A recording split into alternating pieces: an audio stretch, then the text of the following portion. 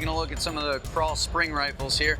This is their big boy, the N11, talking about roughly 1,000 feet per second and 22 caliber. Some nice features on this gun, the synthetic stocks, very light for a big spring gun like this. Cocking effort is up in the 45 to 50 pound range, but obviously putting out quite a bit of power here. You will notice it does have an adjustable cheek piece, which is actually a nice little feature here. You just depress that and you're able to pull it up and it actually ratchets into place. It's a two-handed thing though. Thumb hole stock on the N11 as well. Non-adjustable trigger, so something to keep in mind there. You do have fiber optic sights, green in the back, red in the front, and it's a nice unit here. Not one that I've seen before on a lot of rifles.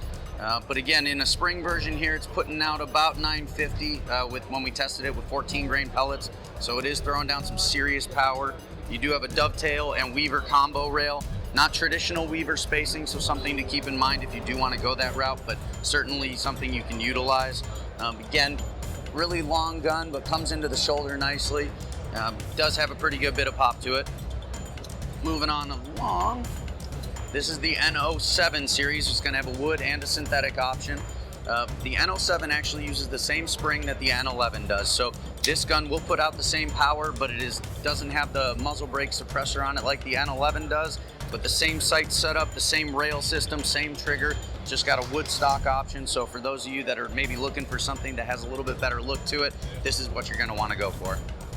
And last but not least, we have the N01. Now this is shown in the skull pattern here. We do have this skull pattern stock available in all of the spring rifles, but you got the rubber butt pad on the back, nice lightweight. This gun's about 6 pounds. Cocking effort more in that 35 pound range, and it's putting out about 600 feet per second in 22 caliber with a 14 grain pellet, so a little bit more manageable. You're not gonna get that kick so much like you are from the N11 and the N07. Nice ventilated here, muzzle brake. Doesn't really serve anything other than an aesthetic cocking aid purpose.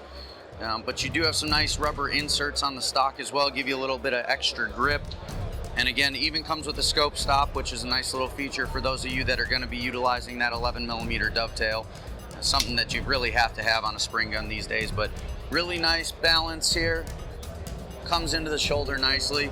This one's going to be a lot easier for younger shooters or for those of you that really don't need all the power of the N01 or the N07, or N11, sorry.